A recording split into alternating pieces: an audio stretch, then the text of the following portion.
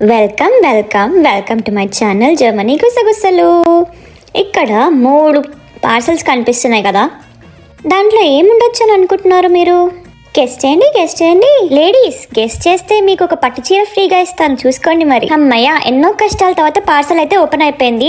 చూద్దాం ఏముందో. జర్మనీకి వచ్చిన వాళ్ళందరికీ ఇది ఒక గైడెన్స్ లా యూజ్ అవుతుంది.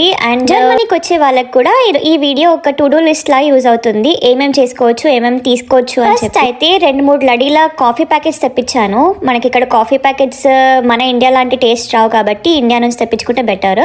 తర్వాత not missing the biscuits called hide and seek, ఒక 2 ప్యాకెట్స్ తెప్పించాను. అండ్ దానికంటే ముందు గప్చుప్ ప్యాకెట్స్ అనమాట, అవి గప్చుప్ వేయించుకోవడానికి. బిస్కెట్ ప్యాకెట్ కూడా తెప్పించాను.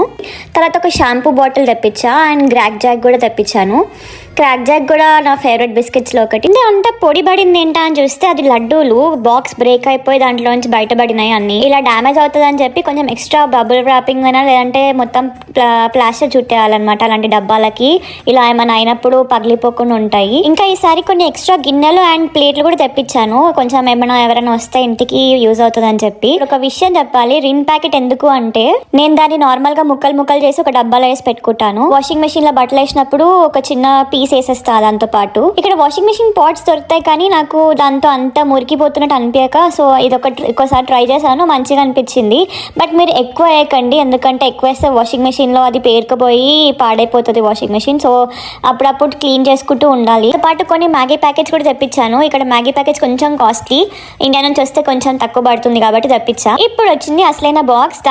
ఈ బాక్స్ లో అన్ని పొడులు అండ్ పచ్చళ్ళు ఉంటాయి. మోస్ట్లీ అన్ని స్పైసెస్ కూడా తెప్పించాను, ధనియాలు, జీలకర్ర, ఆవాలు ఇవి కూడా తెప్పించాను. ఎందుకంటే ఇక్కడ ఇండియన్ స్టోర్ లో కొంచెం ఎక్కువ కాస్ట్లీ ఉంటున్నాయి అండ్ క్వాంటిటీ కూడా చాలా తక్కువ దొరుకుతున్నాయి. 1 టైం సెటిల్మెంట్ లాగా 1 టైం ఇన్వెస్ట్మెంట్ అనమాట. ఇది ఒకసారి తెప్పిస్తే ఆరామ్సే 2-3 years వరకు వాడేయచ్చు. తో పాటు ఒక స్వీట్ బాక్స్ కూడా వచ్చింది దాజూస్ నుంచి.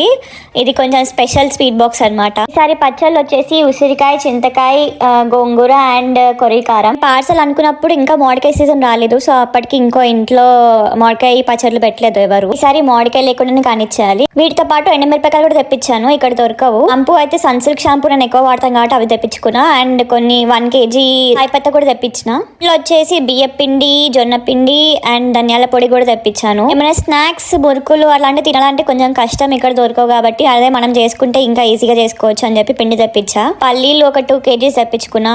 పార్సల్ వచ్చేసి మొత్తం 69 kgs. మొత్తం మనీ ఎంత అయిందో లాస్ట్ లో చెప్తాను. ఇట్లా చేసిన ఇడ్లీ కారం పొడి దోశకి, ఇడ్లీకి వాడుకోవచ్చు. ఇది వచ్చేసి పసుపు కొంచెం ఎక్కువనే తెప్పించుకున్నా, ఎందుకంటే ఇది మళ్ళీ తెప్పించుకోవాలంటే కొంచెం కష్టం, పట్టించిన పసుపు కాబట్టి. కారం అండ్ పసుపు ఇంట్లోనే పట్టిస్తారు, అది తీసుకొచ్చుకున్నాము. కారం, పసుపు ఎప్పుడైనా కొంచెం ఎక్కువనే తెప్పించుకుంటాను. సో ఇప్పుడు 69 kgs కి మొత్తం నాకు 40-44 అట్లా పడింది. నన్ను అడిగితే కొంచెం రీజనబుల్ ప్రైస్ కి వచ్చిందని నేను అనుకుంటున్నాను. ప్రైస్ ఎంతైనా సరే మనకి టైం కి కావాలి, అది ఇంపార్టెంట్. ఎందుకంటే ఇంత కష్టపడి చేసింది మళ్ళీ పాడైపోతాయి కదా. ఇంకా ఇలాంటి ముచ్చట్ల కోసం like, share and subscribe my channel Germany గుసగుసలు.